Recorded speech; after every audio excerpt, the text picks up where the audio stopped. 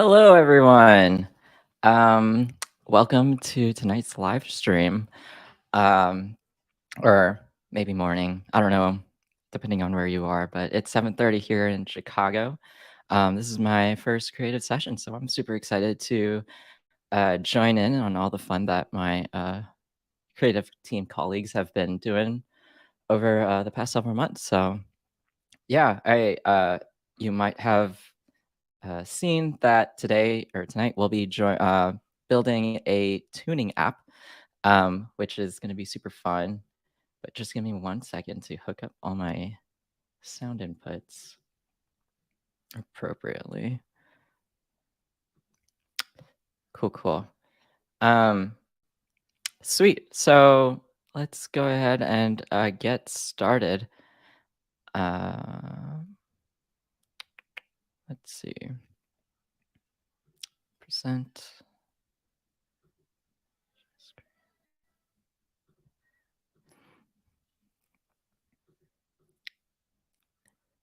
Cool. Oh, also, let me just double check and make sure I'm actually live. Um,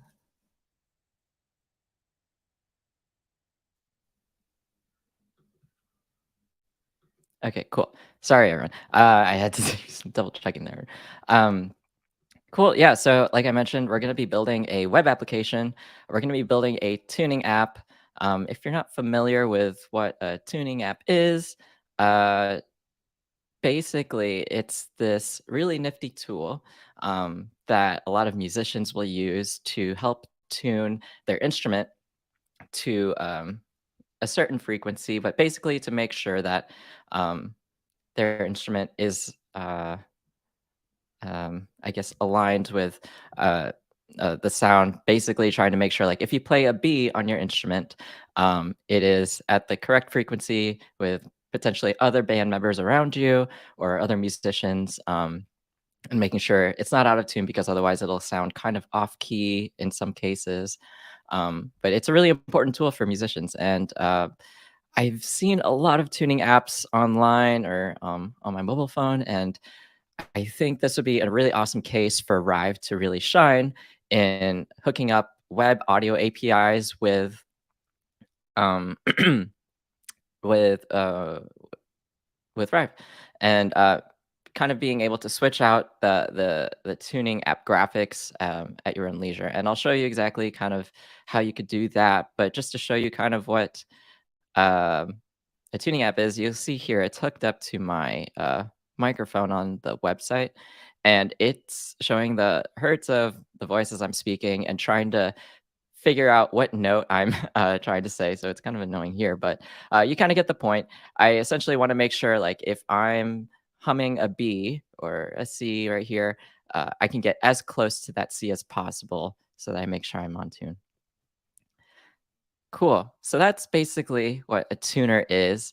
I worked with one of my creative team colleagues, Laura, who you may be familiar with, on a really awesome tuning note or tuner app example. Um, and I'm going to show you what that is here, give you a little preview in Rive. So shout out Laura for this awesome asset because this is pretty cool. So I'm going to play the state machine here. Um, and this kind of looks like a loader, or you can imagine it being a loader. And we've got this one input here for this state machine that goes from 0 to 100 to fill up the bar. And with our tuning app, what we want to do is we want to essentially hook up our microphone. And when we play a certain note, the app will recognize the note I'm trying to play, and it'll show me how far off or yeah, how far off I am from that note at a specific frequency. And that's what I usually use as an instrumentalist. Um, if the frequency is a little higher than the note that I'm playing, then it comes off as what we call sharp. And you'll see here that's why we have this little sharp symbol. Consequently, if I play just below the frequency that of the note I'm trying to play, we call that flat. So you'll see this sign here that denotes that a note is flat. And so the goal is for us to build a web application hooking this Rive up so that we can showcase what note we're playing and then also use our live streaming audio to test this out and um, drive the state machine with our web audio to show whether or not we're sharp or flat or hitting the mark. And you can see here if you hit the mark, we get this cool little star that kind of pops up. So um, yeah. All right, so let's go ahead and get started. I'm going to be using the plain JS runtime to build our application, and I'll just zoom in a bit here. I've got this kind of scaffolding, just a tiny bit set up. I'm using Parcel to set up our web application, and you can see as I'm running it right now, all it's doing is showcasing "Hello World." But I've also added an HTML canvas, which is where we're going to showcase the Rive asset. And so let's go ahead and just jump in. So as part of this kind of boilerplate, what I've already done is I've already installed the dependency. So if you're not familiar with the web runtime in Rive, what you would do is, well, first, actually, let me show you how you would install our web runtime library. If you go to help.rive.app and go to this runtimes section, scrolling on the left here, you'll see there's a number of different runtimes, WebJS, even if you're using like React or iOS, Flutter, whatever you need. Um, this is where it would show up. And so today we're going to be using the WebJS plain.js runtime. The first thing we'll do here, there's two different ways. I could include a script tag that has the runtime, or I can install it as a dependency. And because I'm using a parcel bundler, I just went ahead and installed it as a dependency.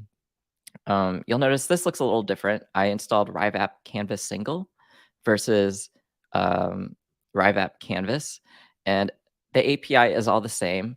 Essentially, what the difference is with Rive App Canvas, this is a not much. It is a smaller package. Oh wait, sorry. This is a yeah, it is a smaller package because once you instantiate Rive, the web runtime will make a network call to grab a rive.wasm file or a WebAssembly file, and this WebAssembly file is really what powers Rive in the web. And so, with this single version, it is a slightly larger, but it doesn't make a network call. Um, in your application, essentially what it's doing is it's got the WASM kind of bundled in the JavaScript, but again, it is a little bit bigger. Just for the purposes of this demo to have everything all encompassed in one thing, I'm using Canvas single. Um, and so you can see the next step to integrating Rive using the JS runtime is to create a Canvas element in your HTML. So that's what I've done here. I've got this Canvas element. For now, I've given it a width and height of 500 by 500, and I've given it an identifier of Rive Canvas, so we can use that later. And again, my HTML is pretty bare bones. I've got a link to the style sheet and some text here, but we'll elaborate on this as we kind of go along in this live stream. Um, hey, Laura. Cool. So the next thing, and I just want to showcase getting this Rive file out onto our app first, and then we'll get into the intricacies of hooking up to our web audio APIs and stuff like that. So the first thing we're going to do is we're going to take our Rive file, and we'll get the Rive file by going into the editor, go into this button here, into the download section, and for newest runtime. You'll see it downloaded our Rive file.riv. What I'm gonna do is I'm just gonna pull that into my project here. If you're using VS Code, there's actually a really great extension. I'm forgetting the name of it right now. What is this? VS Code Rive Viewer, someone made in the community.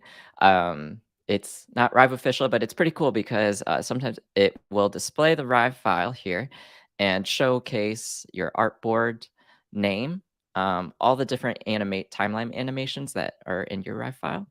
and then the state machine. And what's also cool here is it also displays the name of your state machine inputs, which is going to be helpful in a bit. But let's go ahead, go back to app.js. So what I want to do here is I want to import the Rive runtime. Let's go down. You'll see here that I could include a script tag, but I need to, uh, this is basically just going to be our script tag. So I'm going to import uh, Rive. I'm just going to do a named import here from R- uh, Rive app canvas single. And let's just create a start function automatically kicks off. And let's actually run this Rive file and get it displaying in our canvas.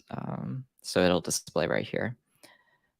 So we'll do just gonna give it a variable, but I'm gonna do new Rive. So this is what uh, I'm instancing this Rive object here, and based on the APIs that you can see here, there's a few parameters that are laid out in the quick instructions, but there's a link, I believe, down below or here in the Rive parameters, so you can see all the different parameters you can feed in this Rive instance.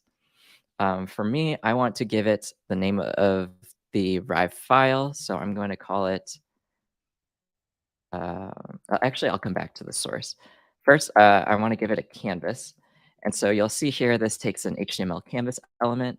I want to get that canvas element from my HTML. So I'm going to do document get element by ID. I called that Rive canvas. So get that element there.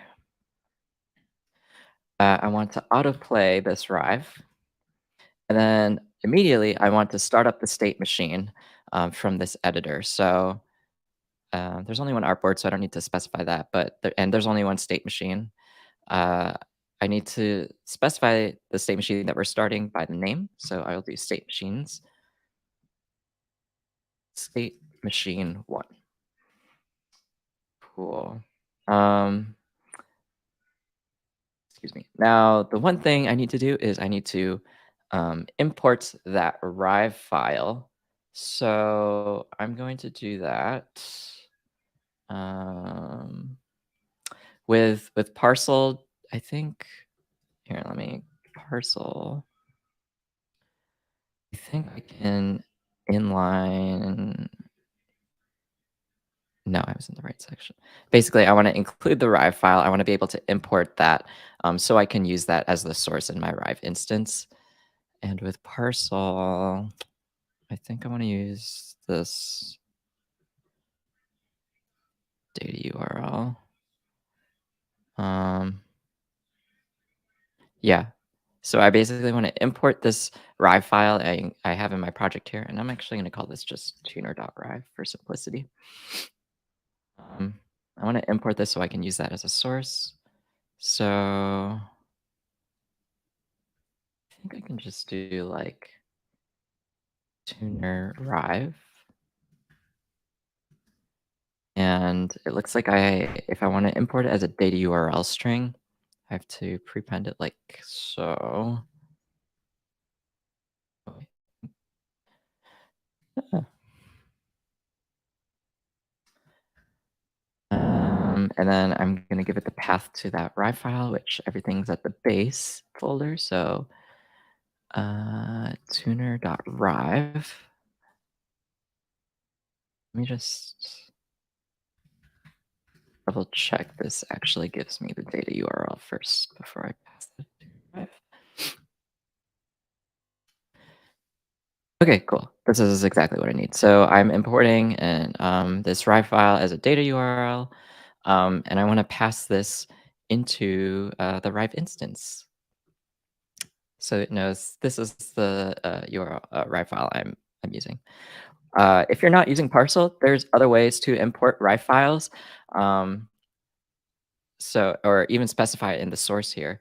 So for example, if you are taking this Rive file here and potentially hosting it somewhere like AWS S3 or Google Cloud Provider or your own server or whatever it might be, um, you can totally host it there. And as long as it's discoverable on the internet, you can set it as the source here as a string. So you could do like um, my server slash tuner.rive. Um, so that's one way you could do that if you want to host it somewhere. This is useful for cases where, like, um, say you're working with a designer and you're both iterating on this Rive file. They want to keep making changes. What would happen is you'd have to keep exporting from the Rive editor a new Rive file so that you have those new changes, right? And then replace this Rive file here in your bundle. Um, and then, as more changes kind of iterate and stuff like that, you would continue to try and do that process, and that can be a little tedious. But one way that you could probably get like instant updates, for example, is um, if you were hosting the Rive file somewhere on a server, your designer or whatever, or whoever you're working with, or maybe yourself, you could uh, automatically have those uploaded at this URL so that it could just be replaced in AWS, and in your app, you don't actually have to change anything. You don't have to replace the asset here. It'll just work next time someone tries to render that Rive. So anyway, that's one reason that you might want to use host your Rive file somewhere else and call it as a network call. But if you include it as bundle it in your app, there's other ways you could use this as well, like through Webpack and using like a URL loader to try and load this in. But for now, I'm just gonna call tune arrive, and it should display something. Yeah. Okay. Cool. So we've got this Rive playing on the canvas. You'll see here. I got my canvas element, 500 by 500, and it's playing the default state machine here. Which, if I go back to the editor, it's playing at this default value 10.9. So that's why it's got some value here. And it's just bouncing. Um, what I think maybe might make sense is if we actually start this in the middle here. So I want to get the state machine input from Rive. So I'm going to say um, tuning value input. The way I can get a state machine input is from uh, this R instance here, basically the instance Rive that we created. So I want to make sure I do it when we've loaded the Rive. So on load of the Rive, I want to grab the inputs, and I can do that by calling state machine inputs, I believe. State machine.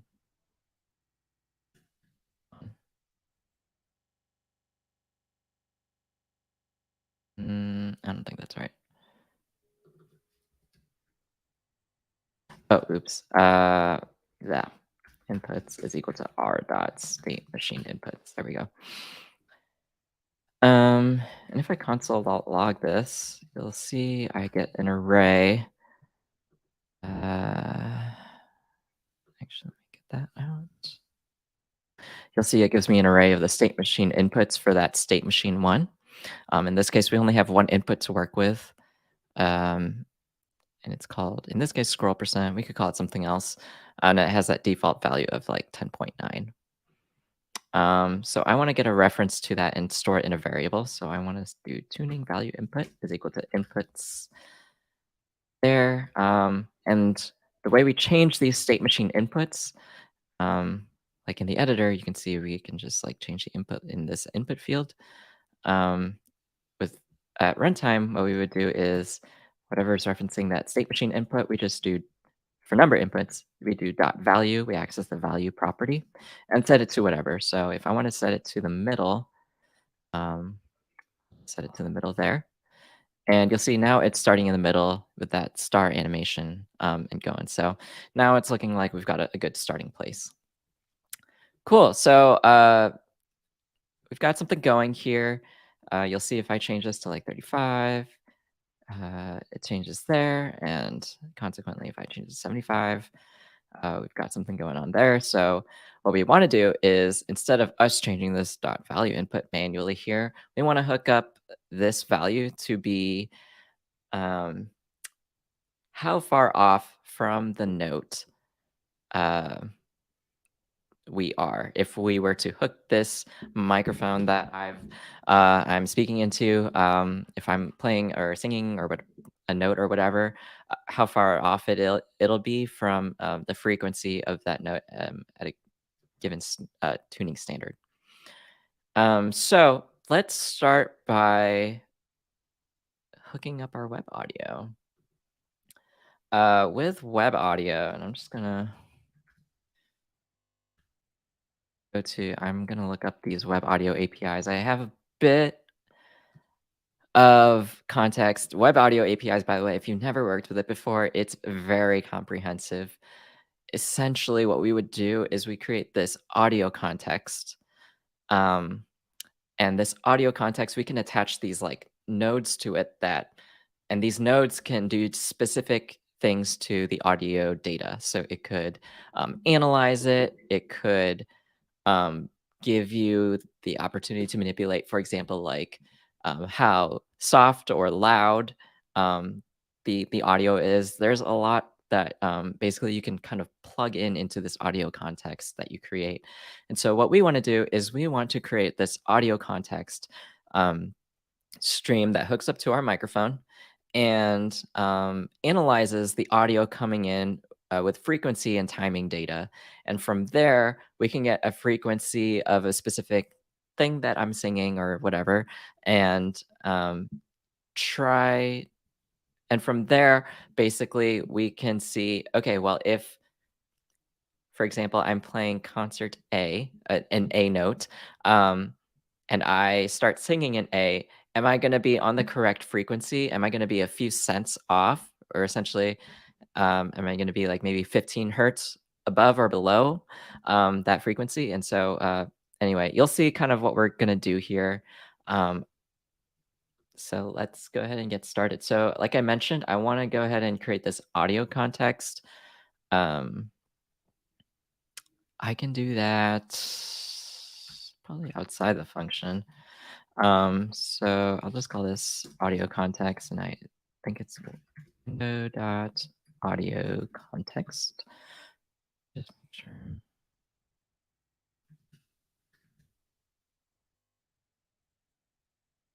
Yeah. And this is a web API, so I can access it directly from here. Um, just log this, make sure I'm seeing what I'm doing. Okay, we've got an audio context. Perfect. And we've got a bunch of metadata here going. Like I mentioned, with an audio context, what we want to do is we want to add on these like little modules to our audio context that'll help analyze our audio data.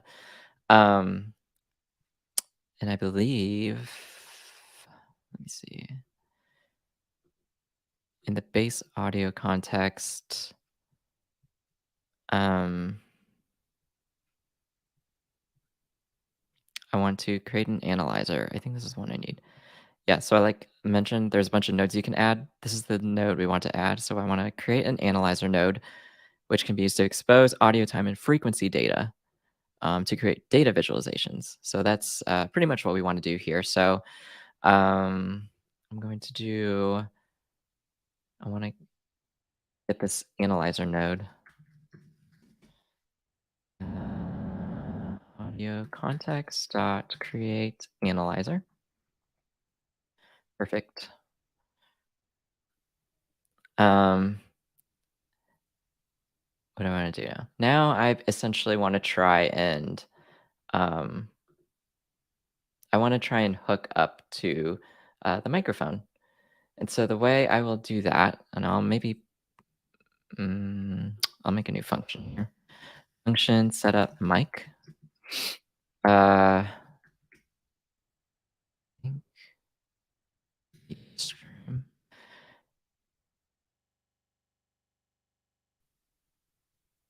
I think this is what I want. Get user media. Permission to use a media input.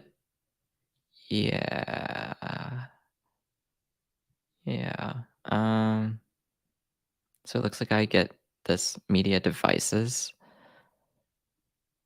How do I get that?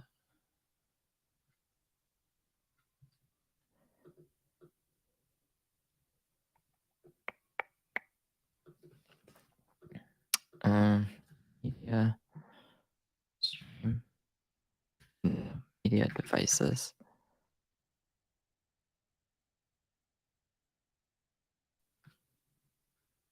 Oh, okay, here. It's an async function. So it's like I do const mic is equal to navigator dot media devices dot get user media. We can get in some constraints, which looks like what we want from the media device. So I definitely want audio. Yeah, I don't need. Um, let's see.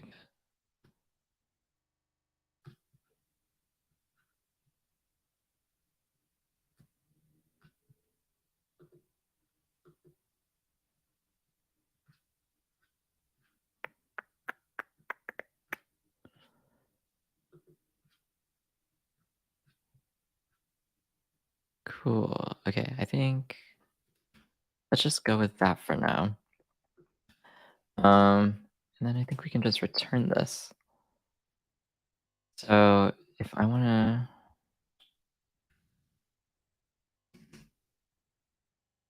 get the user media mic, um, actually, we can call this media stream because we are streaming audio in as media. We'll do oh async await setup mic console log media stream. See what that gets us. Cool. Okay, so as you saw there, I was able to add my microphone, and we've got a media stream. And I think what, if I remember this right, I'm going to pass this into our audio context somehow. Um, I'm looking at a past example I did around a volume knob. Um, okay, it looks like what I did before is um, so we have our audio context that we created above here. I basically want to say it's not broken. Um, resume. Oh wait, not broken. If it's in state is suspended, so it's not running. We're just going to resume that audio context. Um, and then we get a source. So here, let me go back to audio context. Uh, well, I think I use one of these. Create some media stream audio source node. I think this is what I want. I want to media source. Audio context dot create media stream source. Uh, okay, it gives us this media source. Sweet. Cool. So this will allow us to stream audio in. Um,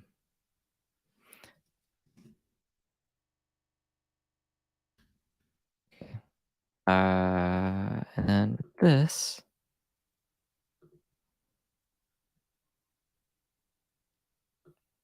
is an audio node. Okay, cool. And I think this is what I connect to my audio context. So again, we are taking we are trying to create this media stream source from my microphone here. Sorry. And basically add this to my audio context pipeline. This pipeline can take a bunch of nodes, one being an analyzing node, which we create up here, and we'll add that in, and one being a node that processes our media stream. So um, I'm going to do media source. I think I'm just um,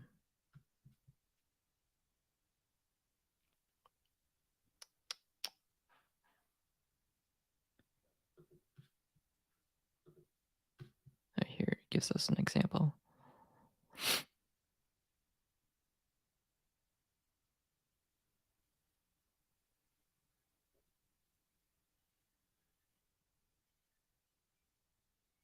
Oh, okay. I think I see it. Okay, so I'm going to take instead of this uses this create biquad filter, but I'm going to use this create analyzer node and feed that in. So I'm going to do media source dot connect. Connect the media source that I'm streaming my audio into with this analyzer node, and this is a lot of metadata that we can use to pull out like hertz and stuff from. Cool. Okay, so uh, let me just console log media stream. Yeah, let me console log and see what happened here. Oh, I got an error. Failed to execute create media stream source. One argument needed. Oh, did I miss something? Create media stream source. It takes a stream.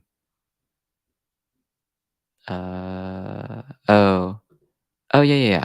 It has to stream from somewhere. It's going to stream from my microphone. So we're here. Cool. Okay, cool. So what I've just to recap, sorry, this was very hectic. It's taking me a second to like try and remember what's going on here. Um, I'm setting up my microphone for this web application. Once I've set up my microphone, I'm going to stream all the audio from my microphone into this audio context via this create media stream source. So I'm basically saying, hey, the source of my audio is going to be from this microphone. Um, and from this source, I'm going to say, hey, now that I've got this audio stuff, um, I want to attach this basically plugin kind of thing, this analyzer node from the web APIs here, audio context create analyzer, so that it can analyze that audio and give me relevant data in like hertz and stuff. And so, I think that's what I did with my volume knob, something similar. Yeah. Okay. Yep. And so if I go to my analyzer node, this is where I can get some data from my voice. So you'll see here, copies, get byte frequency data, get float frequency data, copies the current waveform or time domain data into a float 32 array. I think this is copies the current waveform. Yes. Yeah, yeah, yeah. Okay. So where am I? Console.log media stream. If I actually print out some data from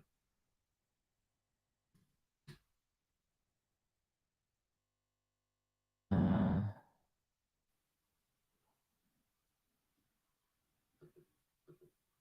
here, I need to pass in a float 32 array. Okay. Uh, Okay, so I'm gonna create a new float32 array.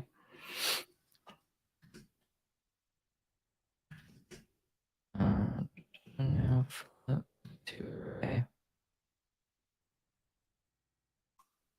And buffer. Do I get any data out here?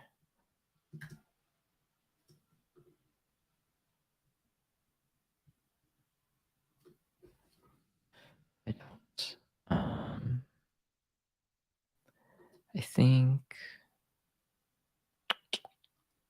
What did I do before?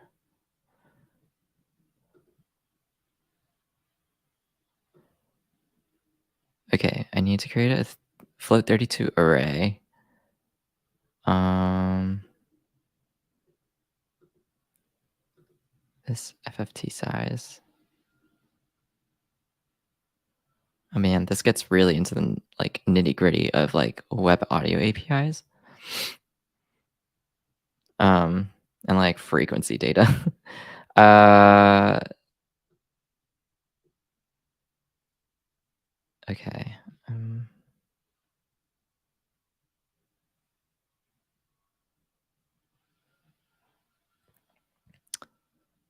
it looks like it takes an analyzer FFT size um, in this float32 array. T size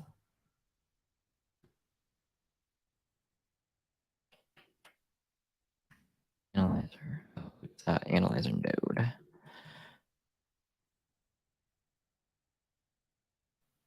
Huh. Okay. Um, what am I looking for here? Oh wait. I'm thinking about this way wrong. The buffer will have something inside of it. It's not returning anything here. Yeah. So we've got some frequency data coming in here. Oh, but it's only getting that frequency data like initially run before I put in anything into my microphone. So I probably want to um, get freak um, sound data in our function here. Um, Basically, I want to get this byte data like every pretty frequently. So I'm gonna just set up an interval, get sound data to like every 10 milliseconds. And here, this is where I'm going to uh, get my float domain data. Cool. So you can see here, um, it is continuously printing a lot of data about the frequency of the audio streaming in through my microphone. But this is pretty obnoxious, so I'm just gonna take that out. Uh, cool. So one part of the live stream that I'm not going to handle here is I included this auto correlate. I did a little background research before I endeavored onto this project because I'm like, I actually have no idea how a tuner works. Um, I created this autocorrelate JS, and it's basically an algorithm that uh, it will take all that data that you saw here that was populating around the audio that was streaming from my microphone and giving a sample rate, basically output what kind of note I'm trying to hit and at what frequency. And that'll help us give us a sturdy place to be like, um, 440 is the note A here. And it'll say, hey, you are playing at a frequency of maybe 445, so you're a little off pitch. Um, and so this algorithm will basically do that given a buffer and a sample rate. Uh, so I'm just gonna we're gonna not talk about that because that can get pretty hairy in this for this live stream, and we definitely wouldn't have enough time for that. So ignore that. I pulled that from the internet. So what we're gonna do here is say our frequency is equal to oh, I want to import that autocorrelate algorithm. Oh, it already did that. Neat. Autocorrelate, and we'll pass in our buffer and our sample rate, audio CTX. Sample rate can come from, I think I saw it here. Oh,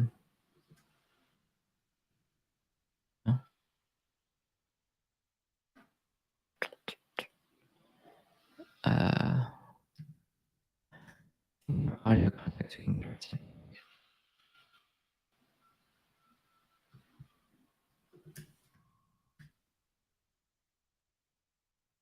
Okay, yeah, it has a sample rate parameter. Um,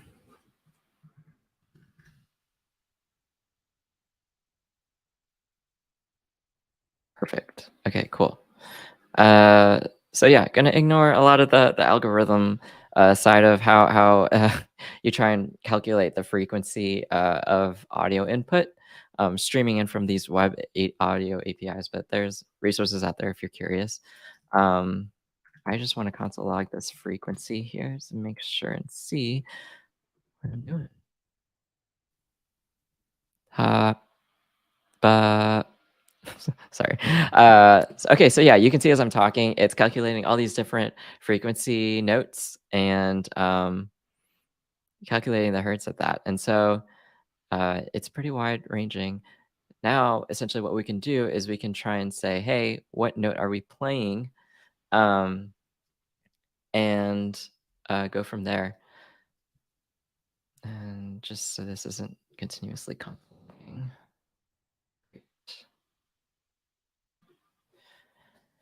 The first thing I want to do is I want to create a array of notes. So we have a reference point of like, hey, which note are we playing? So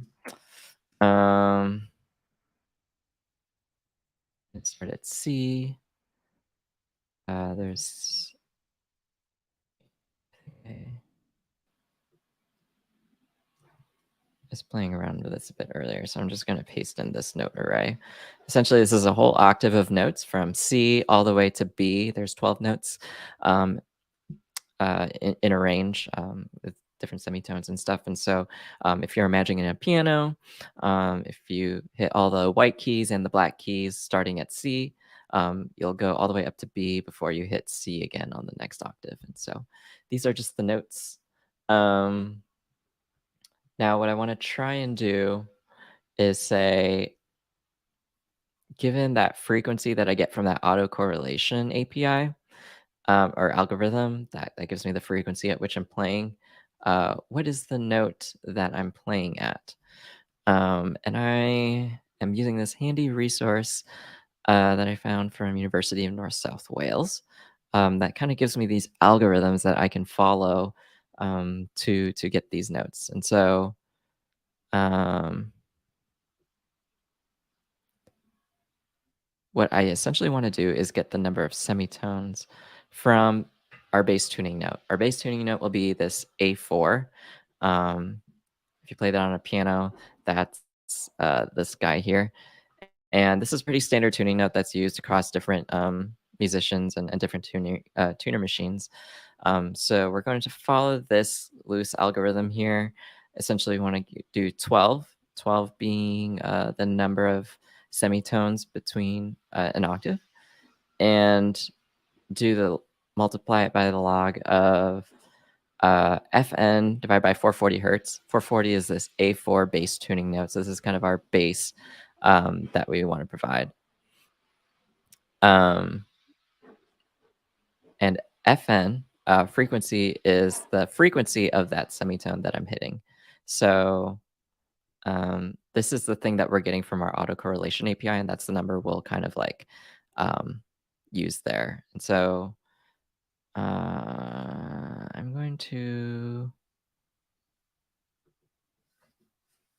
I'm going to create a new function. Um, let get note from pitch frequency. So this frequency here. And what it's going to do is it's going to return the number of semitones that we get. So I'm going to follow this loose algorithm. Oh wait, no, actually, um, this is the algorithm I want to follow. Essentially, I want to try and for like MIDI purposes, I'm going to get this number in MIDI land, basically. That's gonna say it's gonna follow a very similar algorithm. I'm doing 12, which is the number of semitones, times the logarithm of this frequency FM. Um, what is FM? FM. Oh, frequency of the MIDI thing that I'm getting. So this is the thing that we're getting from the autocorrelation, dividing it by that standard um, tuning hertz at A4, and then we're adding 69. Just kind of loosely following the algorithm that they've created already for us, so I don't have to deal with all of that. So I'm gonna do return 12 times math.log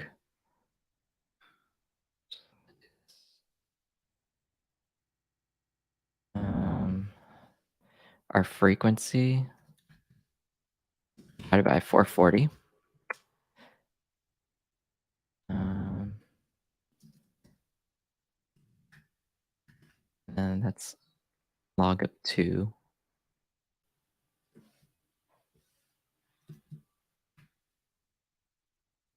Uh, yeah, okay. Then do all of this. That's 69. Just to make sure we get clean numbers. I'm going to round that. Cool. So I'm going to get basically a MIDI number if I'm essentially playing the note A4 or A. I should get just 69. And I'm going to use this algorithm, this equation um, here. So I'm going to say MIDI pitch to get note from pitch frequency, and I give it the frequency from the autocorrelation algorithm. Uh, if I log this, I should see some cleaner numbers. Hello. It's got some NAN for when I'm not talking to the microphone. Cool. Great. Okay, so we've got this MIDI number. What do I do with that? Now, what I can essentially do is say, um, given that MIDI number, I can take the modulo of that by 12, and it should give me the correct note that I'm playing. Um, and this is also just kind of based on some of the algorithms that this article puts out. So I am going to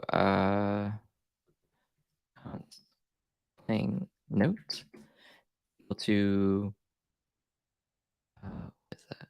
My note strings MIDI pitch modulo 12. So and let's just see what I'm getting. Okay. So if I'm talking, you can see all the notes I'm talking here. Um, but yeah, you'll see like I held out that I can't keep talking. I held out that one note and here, this G sharp, and it was continuously logging G sharp. So that auto correlation algorithm that I'm doing here and everything that I just did in this calculation is essentially trying to get what is the note that I'm playing. Um, and that's going to be helpful because I want to display that. So um, let's just display that like really big below the canvas for now. I'm going to do like H2. Um, things. We can set that in there. Uh, um, okay, so I'm gonna do document dot get element by ID playing note dot add and child. Um,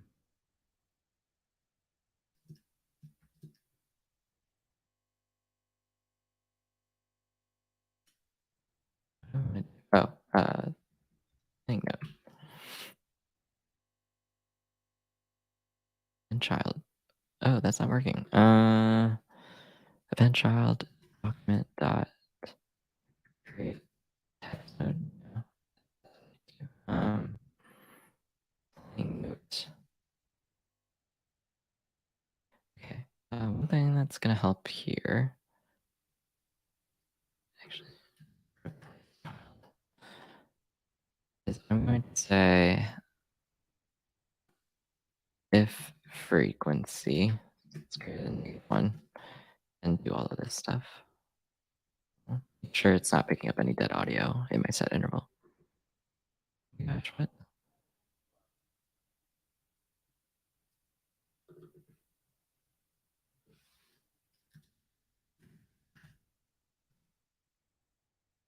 Okay.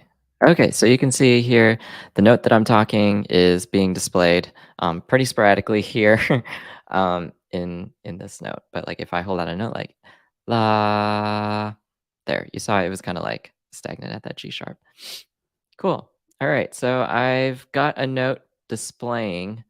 Um, Now, I'm not done with all this frequency math yet. Essentially, what I want to do is if I'm singing out a note like that G sharp, and I'm totally on pitch, this needle should be directly in the middle, um, but it's not.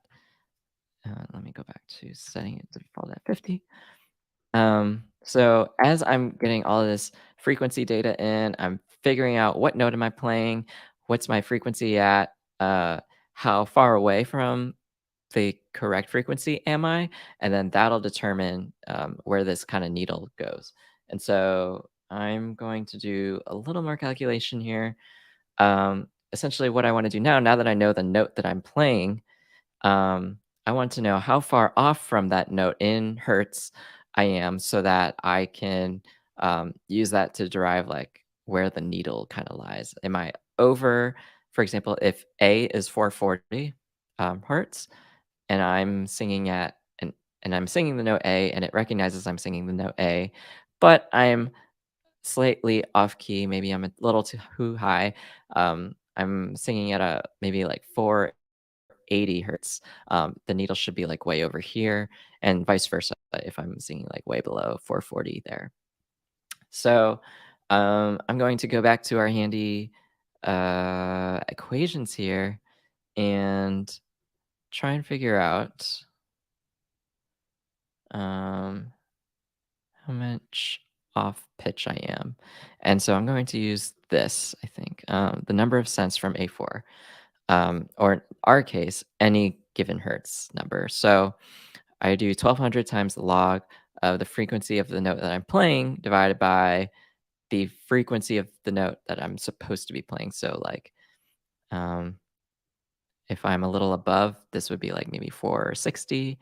But if it recognizes I'm singing A4, A4 is at 440 hertz. So that's what that will be.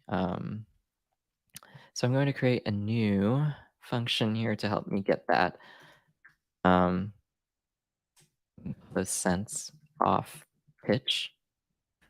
I'm going to give it a frequency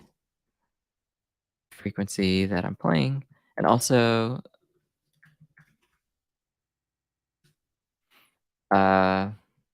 given correct frequency to base it against. So, um, correct frequency. Yeah. And I'm going to implement that algorithm here. So return 1200 times math.log, my frequency that I'm playing at, divided by the correct frequency. Covering that up. Um,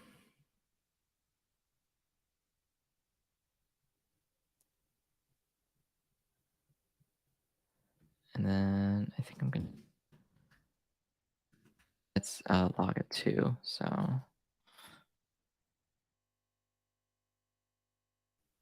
I'm going to do.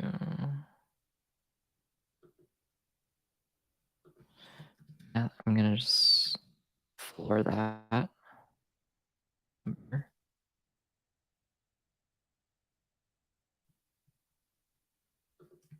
Yeah. Um. Cool. So where am I? Okay. So I'm going to call this. Basically, say how many hertz off pitch I am. Or cents. I guess this one calls it cents. So I'm going to give it the frequency I'm playing at, which is frequency from autocorrelation algorithm. And then I also want to give it the frequency of the note it should be. And so to get that, I think I need another algorithm from here. Um,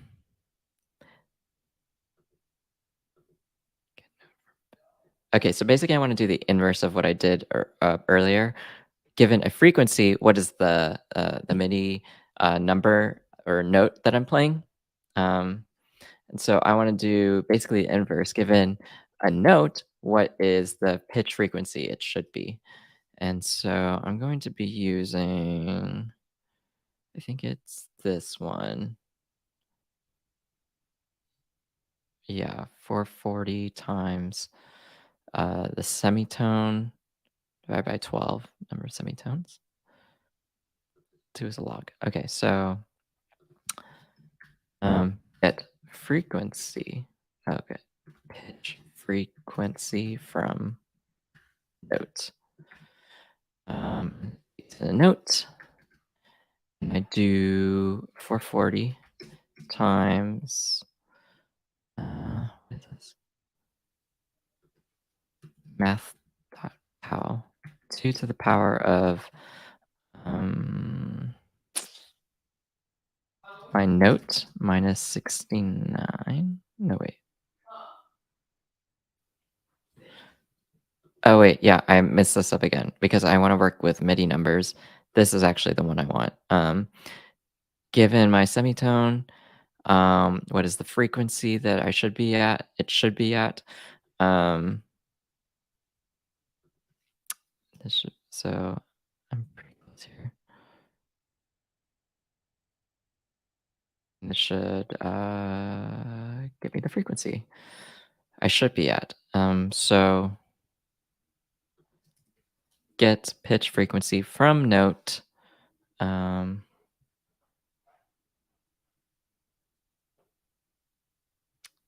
and the note is, oh, here, the MIDI pitch. I calculated this earlier. MIDI pitch.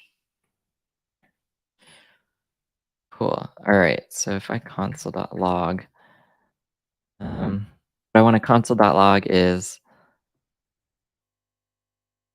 exact. The exact frequency is going to be this frequency from a note. So given a note, what is the correct frequency it should be? But actual frequency. So if I'm off key or off pitch, it should just be um, frequency. Cents. And I'm also gonna console log how many cents off I am. So hertz off pitch. Cool. Now if I go back to my oh, frequency is not defined. What?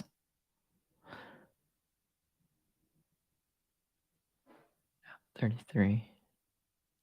Oh, cents off pitch.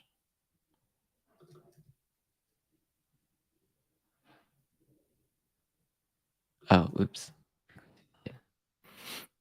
Okay, so you can see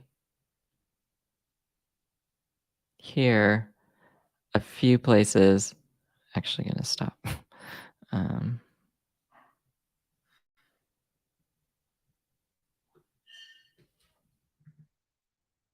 oh no. I don't want to do this.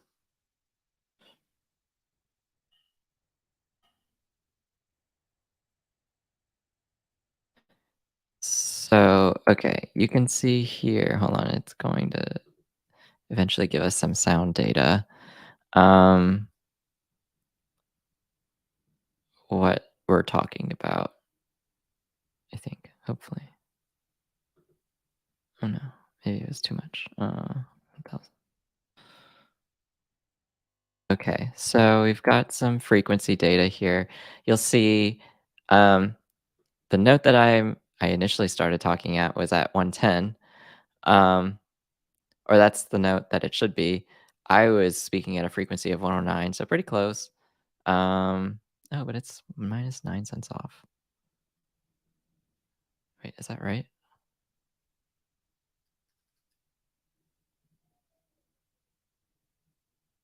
I think so. Wait, no.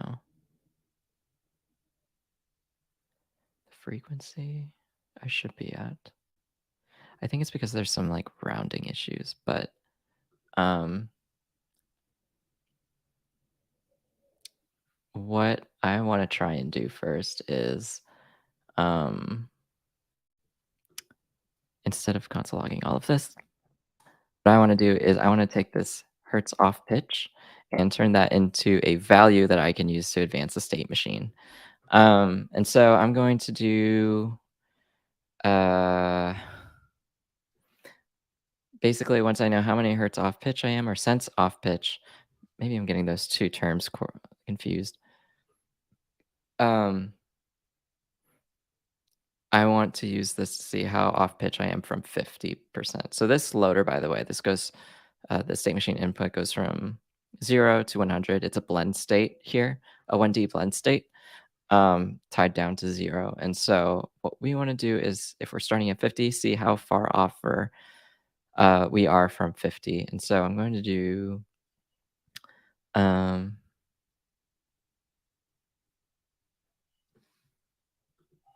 let me see. What is my state machine input? My state machine input is tuning value input.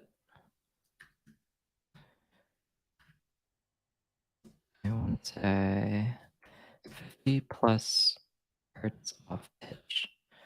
This could be a negative number if I'm off pitch, like on the left, or a positive number.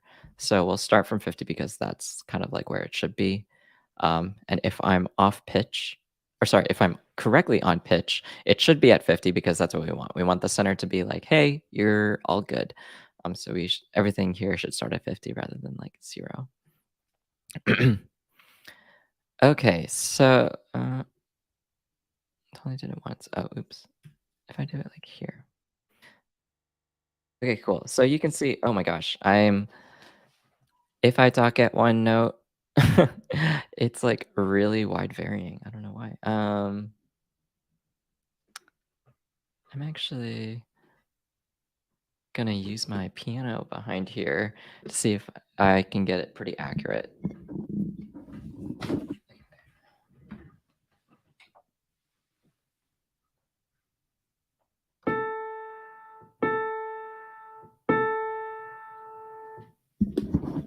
Okay, cool. So I use a piano keyboard thing that I have behind me. Um, and if you saw that, maybe you blinked, might have missed it. It was pretty much staying right in the middle on key, and that's expected because it's a keyboard. It doesn't really go out of tune. It's an electronic instrument. But with my voice, for example, you can see like I'm trying to talk at so many different notes here, and I apologize if this is giving anyone headaches. Um, and it's changing these inputs wildly. And it doesn't even have time. You'll see the input is changing so much, it doesn't have time to like process all the animations that Laura built in. Um, so actually, what I want to try and do now is try and do this on my own instrument. So I have a clarinet, and I want to try and see if I can get this tuned. So we'll try and see if this works. Ugh. Okay.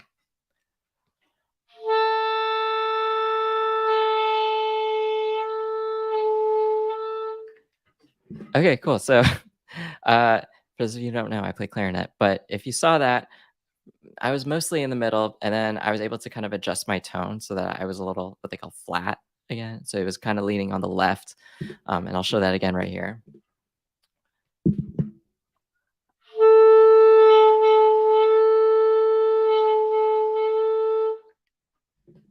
Um, and so that's when I'm trying to tune my instrument to a certain note like that. I kind of just try and adjust the way I'm playing that note on my instrument to make sure that I'm as close to the middle as I want as I can be. And so that's kind of the goal of the tuner. Um, but as you can see, this I'm changing this number input like it's going every millisecond and calculating all these things. So it's going pretty sporadic. I think what we could do here is we could do a little like linear interpolation to make this needle look at least a little smoother. So let me put this down. I'm going to go ahead and try and create kind of like a linear interpretation model. So let me go back to my notes and see what I want to do. I'm going to create I think it's LERP interpretation.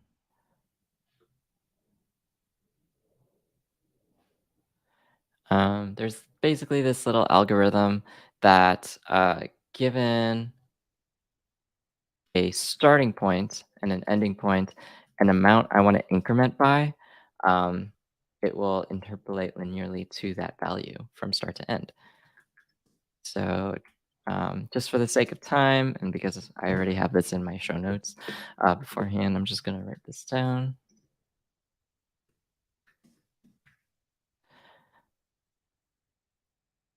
Um, and instead of just changing the value here, what I want to do is call this lerp function with my start, which is tuning value input dot value, and then my ending value, which is and I want to give it an amount I want to interpolate by. So I'm going to give it 0.1 so it looks a little more smooth. And I'm actually going to set this to the tuning value input. So it changes accordingly. Uh, uh, cool. So if let me bring out my instrument again. You should notice the bar be a little smoother now as I'm playing instead of just being really jittery.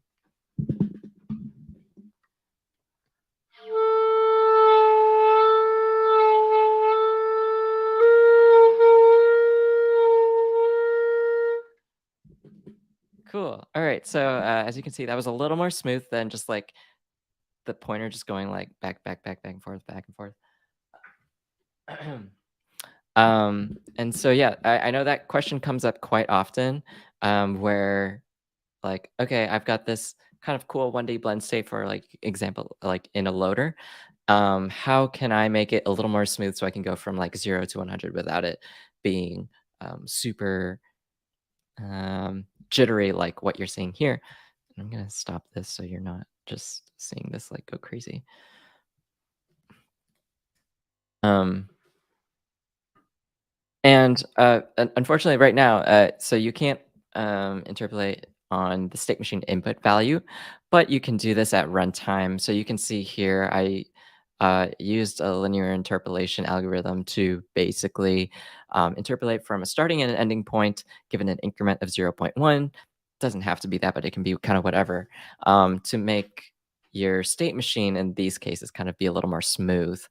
Um, and so, yeah, I think given the amount of time I've already been on, um, and that you don't have to hear me droning, I think I might end it here. So you basically saw we built not the prettiest, at least in my web application. The Rive animation is gorgeous. Um, uh, Web application to build a tuner, and we could put a different background on here to make it look a little cooler. Um, let's do background. Uh, Body, background color. Uh,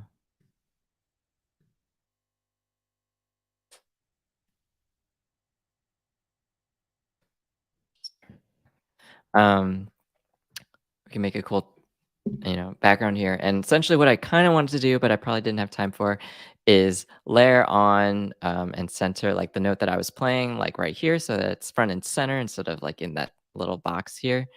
Um, take that. And um, what else did I want to show? I wanted to show kind of the range of notes here, so that kind of animates and slides as well, so you could see also which note I'm playing. Um, but yeah, I don't need this hello world anymore. Yeah, I don't know. Thanks if you're watching this in the from the future on YouTube. Hopefully, this was helpful.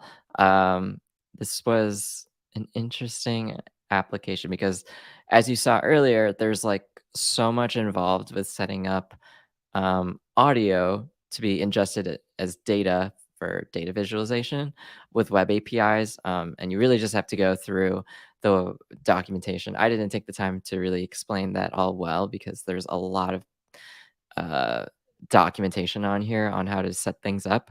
Um, and I was kind of mainly referencing my show notes, and a past example I'd done around a volume knob around this. But I'm gonna try and push this up on my personal repo, and I'll put the links to this application below, so you can try and run it yourself. You can use it as your own tuner if you're a musician or something, and you want to just try it out. This is a fun one. But I also just want to give a shout out that again to Laura's animation here for helping provide this base so you don't see me struggling trying to put together Rive animation on this live stream. I swear it probably would have taken like an extra hour and a half longer. um, but the cool thing with this is that you could actually remix this Rive animation, and I'll check with Laura to see if maybe we can get this posted on the community soon here. That if you wanted to create your own variant of this tuning app, and you kept the state machine pretty much the same, you could essentially swap the Rive asset if you were to pull down my application on your own computer and play with your own Rive remixed animation. And if you wanted to change the animations, the background, um, go all crazy with this and really build on top of what kind of Laura already established here, then you're totally free to do so. So you can remix this in the community soon here. But I'll get this shared out. I'll put it in the YouTube description box below. So you can check out this link, and hopefully this was helpful. Um, the actual integration of Rive was fairly simple, right? We instance Rive here. It didn't take too many lines of code. The really interesting part that I wanted to showcase today is a different way that you can feed in user input to drive a state machine with Rive. Um, with a still simplistic, way to integrate Rive into your web application. So, yeah, if this was helpful, let me know down in the comments below, and happy to do something like this for potentially other technologies, or even build upon this tuning app or something else. If you have any other ideas, leave a comment.